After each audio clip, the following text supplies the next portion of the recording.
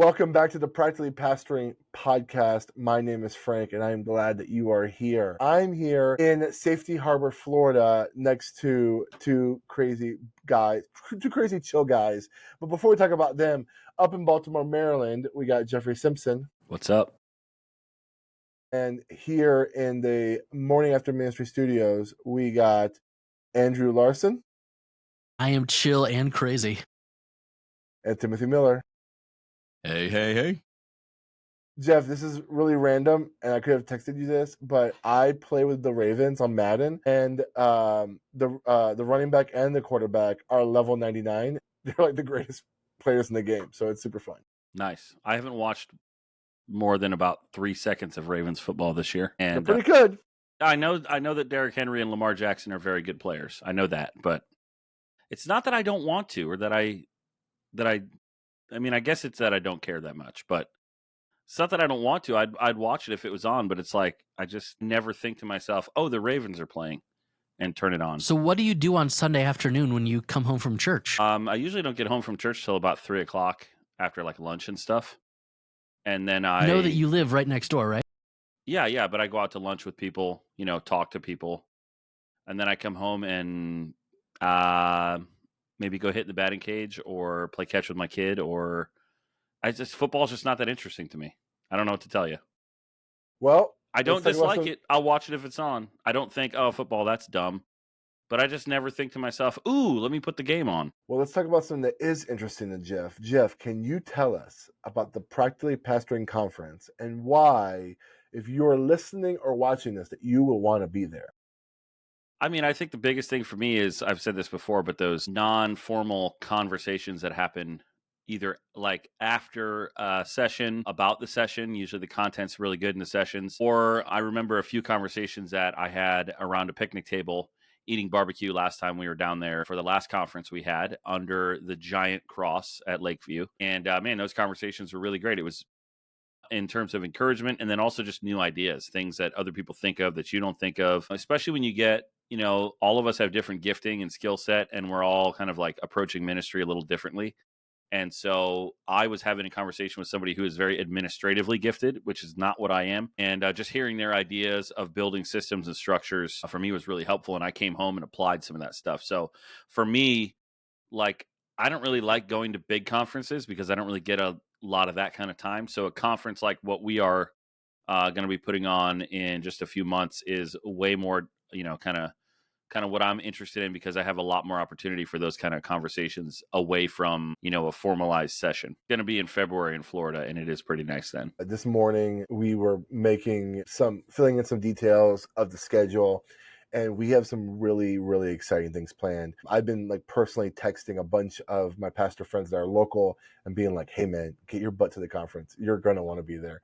And so if you are interested in being a part of a unique kind of conference that's going to give you the opportunity to share your unique questions, share your unique problem situations, or gain ideas that's uniquely tailored towards what you're going through, I think the Practically Pastoring Conference is for you. If you go to practicallypastoringconference.com, you'll be able to get information and also register. And if you reach out to any of us, I think we'll have a promo code that we can give you specifically to make sure that you're there, and it'll be a good time. So go to practicallypastoringconference.com. Before we dive into the episode, we have to give a shout out to Church Merch, who is the sponsor of the conference, of this podcast. They have generously been able to support us to be able to make this conference as affordable as possible. And it's given us the opportunity to do some really, really fun and exciting things. So I want you to check out Church Merch. If you go to promotionsguy.com/church merch, that link will be in the description.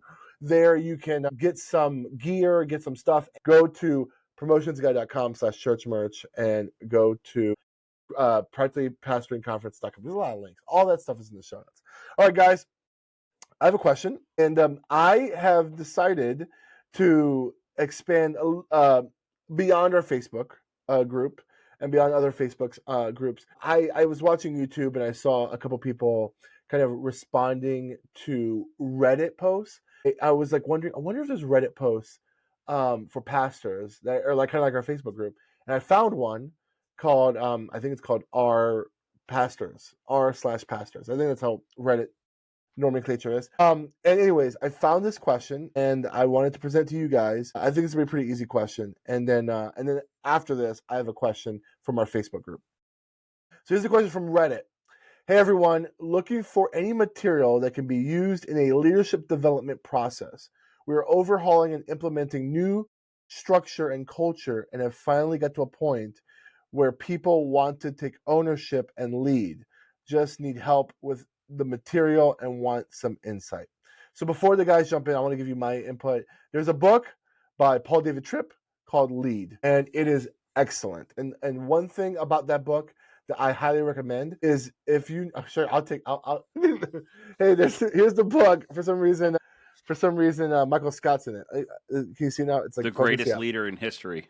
The greatest leader in history. This book is so super good. And let me give you one insight about why this book is so good. You may or may not know this, but Paul David Tripp was asked to help Mars Hill Church right after Driscoll left, or maybe he came in around the time Driscoll was being like evaluated about what was going on. Anyways, in that process, Paul Tripp said, I can't do this anymore. And he left it because he said that Mars Hill, the structure was so dysfunctional. And then I think we all know what happened to Mars Hill. This book was kind of in response to what he learned and kind of how he was going to help when he does consulting with churches. This book has been so helpful. Get Lead, even if you're not in a position to like do a mentoring, raising up leaders, just for you personally to read Lead. If I could give every single person this book as a ministry, we would have a little bit less dysfunctional churches. It's a good book. I've gone through this book with like a dozen different people, and it's been super helpful. Anyways, what other book recommendations do you guys have? Well, I was going to go grab another one off my shelf right here, but The Conviction to Lead by Al Mohler is another one that's just really, really good. There's a lot of things that, I know some people hear the name Al Mohler and they're immediately either all in or all against. I would say that the leadership material in Conviction to Lead is great, whether or not you agree with him on other issues. It's what it talks about. There are some leadership decisions that come with being willing to be the bad guy, being willing to make the hard decisions. And that's kind of what that book is advocating for. So it is behind Lead, my second favorite leadership book written probably this century for churches. I would also recommend Lead, and then I was looking up a couple of titles as well that were required reading for seminary for me, and they were super helpful. I took a church leadership and administration class. The two required readings, the first one I think was probably even more impactful for me, was called Being Leaders: The Nature of Authentic Christian Leadership by Aubrey Malphurs. Super helpful. Dallas Seminary professor. Really practical. So when I'm reading a leadership book, I'm way more interested in like some practical takeaways that I could like actually use in my leadership setting. So that was a big one for me. When it comes to elders and deacons specifically, we do use the 9 Marks material, and they're very short reads. So they have a book for elders, they have a book for deacons, they have a book for, I think they might have one for small group leaders too. They've got a whole like catalog of very like specific ministry leader books, and we have all of our ministry leaders read those before they take on a leadership role. So all of our elders read that, all of our deacons will read that so they understand what the role is. I would say for a staff person, whether you're a youth pastor, associate pastor, volunteer, How to Lead When You're Not in Charge by Clay Scroggins, also really, really strong. Yeah, that's good. Yeah, the book I was trying to think of is called Leadership and Emotional Sabotage: Resisting yes. Anxiety That Will Wreck Your Family, Destroy Your Church, and Ruin the World. Really good book. Kind of just talking about kind of having the little bit of nerves of steel as a leader, to basically kind of know what your mission and your vision is, and being willing to stick with that even when people try to throw you off course, because they definitely will. Everybody has their own agendas. Especially what's interesting in leadership to me is that the people that are most able to lead with you are oftentimes the people that will push you off course the fastest, because they also have strong leadership ability. And so if you are the one in the seat of leadership, you have to be willing to kind of hold the line and potentially disappoint those people, even though they are the strong leaders. And so the tricky part is getting them to kind of pull on the rope in the same direction as you, while at the same time, releasing them to exercise their own leadership. So one of my main focuses, I think, when it comes to leadership is really just the health of the leaders themselves. So one of the things I try to look out for is when you sort of fall into the trap of really practically seeing the program as more important than the person who's running the program. And you sort of, the only tools that you're giving that person are things that will make the program better, but you kind of lose sight of the person themselves. And so what I've told some of our leaders is like, hey, look, if this ministry, if like you're not healthy, I would rather not have the ministry under your leadership than have a ministry under an unhealthy leader. So my main focus is to think about your spiritual, your emotional health and dealing with those issues. Because if those things are healthy, the decisions you make as a leader are going to be a lot healthier too, just kind of by default. So yes, I think leadership like training is important, but I really think it's more important to get underneath that and talk about Andrew's favorite topic, which is discipleship issues, emotional and spiritual health, soul care, that stuff for the leader themselves. To me is like really, really more important than how are they going to lead in this ministry? Because if they're unhealthy, all that stuff kind of doesn't matter. One more book recommendation. Frank and I were given this at a conference we went to just a couple of weeks ago. I picked it up, started reading it. It'll probably be required reading for all Lakeview staff in 2025 and elders. It's been super helpful for me. It's called Crucial Conversations. Not necessarily, I don't know if the author is a believer, but when it comes to the ability to just have difficult conversations with people and understanding like the nuance that's involved when it comes to having these conversations, this book is incredibly helpful. A lot of stats, a lot of data, a lot of research has been poured into this one. So I would say super helpful resource for all leaders. Yeah, I think there's a lot of good recommendations here. I think more than just doing a book and walking along with it is also just making sure, like kind of Jeff says, like checking on their life, checking on making sure how they're caring for people. I like historically have been very resistant towards leadership books because leadership books tend to feel like, hey, here's a book of how to manipulate and control people.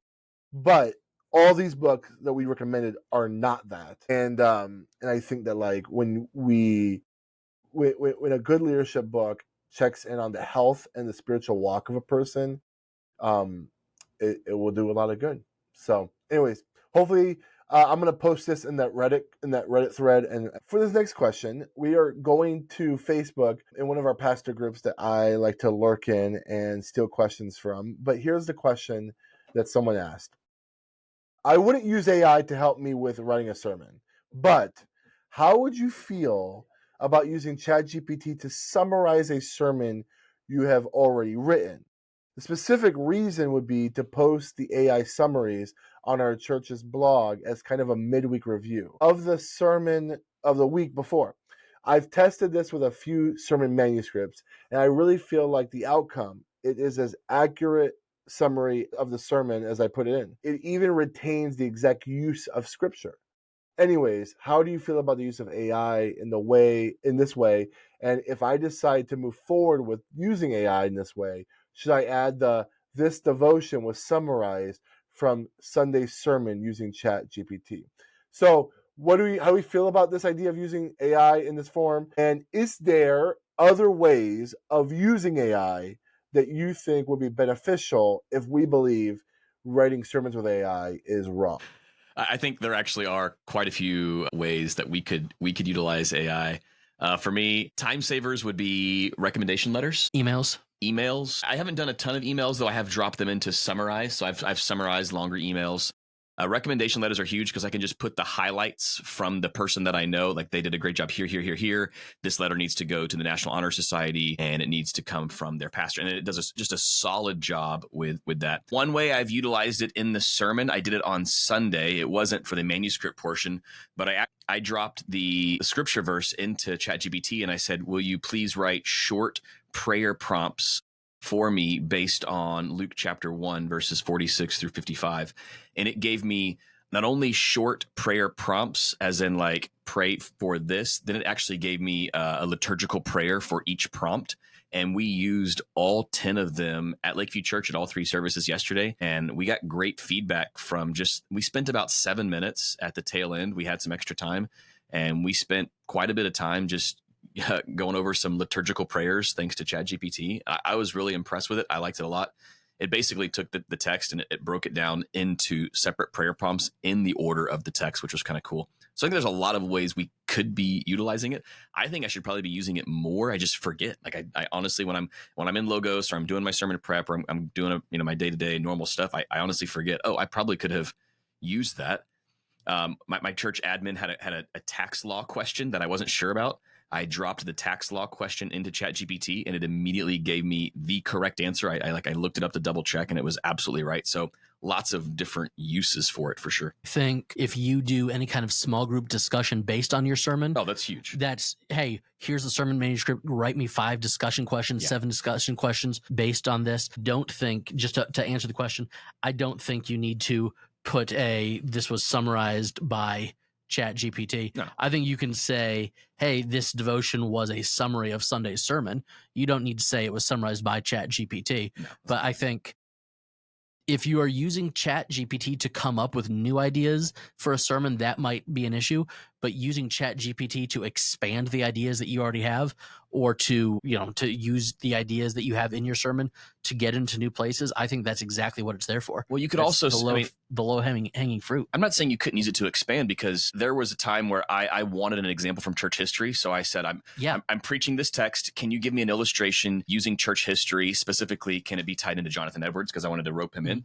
And it gave me a Jonathan Edwards life example that was a direct illustration to the text that I was preaching. But I would have had time to find it. Would have taken you 3 biographies and 25 hours to find that one paragraph. So you can get very specific, but typically when I want a church history illustration, I will ask ChatGPT and then I'll kind of confirm and look that up. But it's been pretty good about that. I think that's a fantastic idea. Yeah, I don't have anything to add in terms of content, but I don't think there's any difference with what Andrew said about not having to say, oh, this was by ChatGPT. Then if you're in a big church and you had an intern looking up stuff for you, you wouldn't be like, this question was provided by intern Tim. It would not just the say, pastor. It was an intern. Yeah, you wouldn't say that. So I don't see why you would need to have a little, bibliography of this was by ChatGPT. It's just a summary of what you wrote. But I agree. Yeah, if you're using it to not write or to plagiarize, for sure, that's not what we're talking about. But if you're using it to expand and summarize what you've already done, I don't see any issue with it. Frank, I got a question. What if we were to type this question into ChatGPT? Like, could ChatGPT give us more examples of how we could use ChatGPT? Any thoughts on that, Frank? Well, actually, I did do that. And I said, my prompt was, besides writing sermons, how would a pastor use ChatGPT in the church and to help a pastor do ministry in a more efficient way? And so this is what ChatGPT spat out. Ministry communication, so it helps with email drafts. Social media content helps you write and format newsletters. Bible studying and teaching support. So we talked about that, discussion questions, lesson summaries, which is kind of what he was using it for, and cross references and insights, which is kind of like what you were talking about with looking up for Edwards illustrations. Sermon related tasks. So this is where we're getting on the fringe of what might make people uncomfortable. Outlines and illustrations, brainstorm sermon outlines or find illustrations to emphasize the key points. Midweek devotionals and PowerPoint content. So this is where generative AI, they can create images, which I don't think the AI is quite there yet because images still look kind of weird. But maybe the outline for those would be good. Leadership and volunteer coordination. But we're also only 2 years in. So, 2 years ago, this technology didn't exist for anyone that wasn't paying tens of thousands of dollars for it. So think of how far ChatGPT has come in the past 2 years, and then imagine where the generative AI is going to pop up when it comes to image creation. By the time someone's listening to this podcast, who knows what's going to be possible next week. Here's some other ones. I do have a thought about this whole sermon issue that we've been talking about. Leadership and volunteer coordination, so meeting agendas, volunteer meetings, training material. You can probably do that. Congregational care, so follow-up notes, prayer lists, and encouragement messages. I'd be careful with the follow-up notes because it could be perceived as it being not personal. However, it says here, craft personalized templates for follow-ups with new visitors, those in need of prayer, and absentee members. And so, kind of what you talked about, Andrew, where you said you use ChatGPT it was Tim that you talked about for recommendation letters. That's great. Event planning and promotion. So this could be right, event descriptions. Hey, if I was a church admin writing bulletins, I would use ChatGPT all day. Like, hey, give me a 4-sentence blurb about this event and put in the details. Like, that's a no-brainer. promotional material, schedules, and itineraries. Yeah, it can give you a kind of an outline so you don't start from nothing. Administrative efficiency, policy drafts, minutes, summaries, job descriptions. Yeah, I would obviously look at that stuff. I did use it for job descriptions, and it was phenomenal. A couple of tweaks and edits, but I used it for our most recent job descriptions. I think the tweaks and edits are key. Like, you're not going to copy and paste verbatim, but it's a great jumping off point. No, we recently hired a nursery coordinator, and I put in the prompts. It gave me, the formatting was perfect. I just kind of put in some Lakeview vernacular into it, but it cut down, I mean, I don't know, at least half an hour of what I would have spent on it. It's great. Personal growth and study, sermon research, assist with finding Bible passage theological perspective. Again, you need to be careful with that, but I have a question about that in a second. Book summaries, that is going to be the future. There's already companies that you can pay. We talked about this at the conference, where you can get a subscription where it'll give you book summaries of these like leadership books and stuff like that. I think the moment those books get into like ChatGPT and like, hey, give me the key points of what I need to find out about the book Lead, man, it's gonna be crazy. But Frank, I mean, it's already there. My daughter was having to do some work on a few C.S. Lewis classics, and she was like, "Dad, have you read that?" And I'm like, "I have. However, if you want it summarized beautifully, just ask ChatGPT to summarize it for you." And it was flawless. It was so good. It was better than what's the old sites we used to use for our book summaries? Cliff Notes. It was way better than Cliff Notes. Way better. So with all that being said, like there's a couple more suggestions, but I think this though, there is a sense, and I get it. I don't want ChatGPT to write a sermon manuscript. That I don't like the idea of it. But here's my one point of contention. Logos, I believe, is already working on using AI, that it already has its database. So if you could tell, let's say Logos has AI, and you could say, hey, here's my library in Logos of commentaries that I like. I've only selected books that fit my theological niche and all that kind of stuff. And therefore, I want to say, write a outline with some application points from this passage. And like ChatGPT, the more data you give it, like when I say ChatGPT, the other day I asked ChatGPT to help me understand something about philosophy of ministry, and it spat out the saying, because of your past of being a youth pastor and a campus pastor, let that. And I was like, how do you know that? So I asked ChatGPT, how did you know I was a youth pastor and a campus pastor? And it said to me, when I revised I use ChatGPT. I put my resume to ChatGPT to see if it can streamline to make it smaller so it can fit in the layout I used. And and I looked back and it said it's saved as a memory. So that way, when I go back to it to ask another question, it knows that I used to be a campus pastor and a youth pastor. And so I was like, so with that being said, if Logos can use my commentaries, plus Logos has a way for you to store all your sermons. You like kind of write your sermons, you put it in there, and as a database of your sermons, it will learn how you write your sermons. So my question is this, is like, I still agree. Principally, I don't think we should like ask ChatGPT to write sermon manuscripts for you and then you preach from it. Because in the same way how like I'm not going to use ChatGPT to like spit out an announcement graphic and I'm just going to slap it on Sunday morning. Like there's going to be issues with that.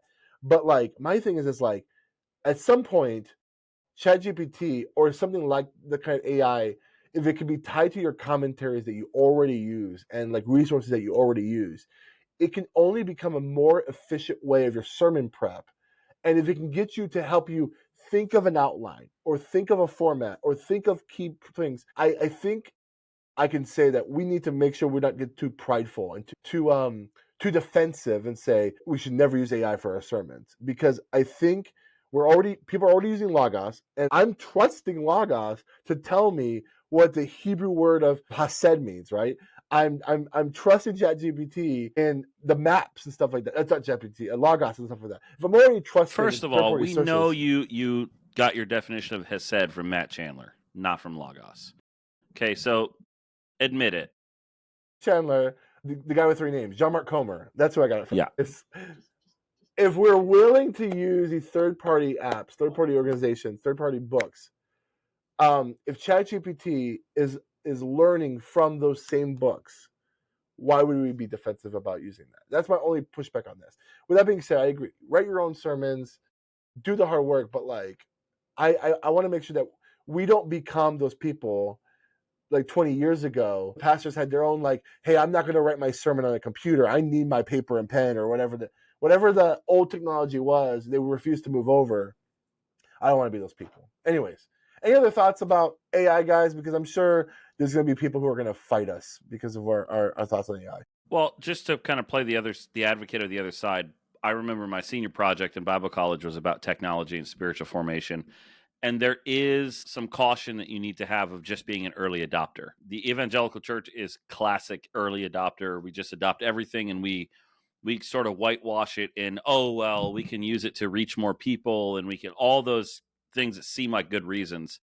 But one of the things I learned in that study is that the medium is the message. And so when you change the medium by which you communicate, you inherently change the message too. And so there's a number of examples, but we don't know yet the way that AI will change the way we think and the way we interact with the scriptures in the same way that, when we just adopted, the print medium, that it changed some things about the way our faith works. At the same time as I want to say, I don't want to be, stodgy and old school. And I know guys that only they use moleskin notebooks and nice pencils to write their sermons, and they refuse to use a laptop.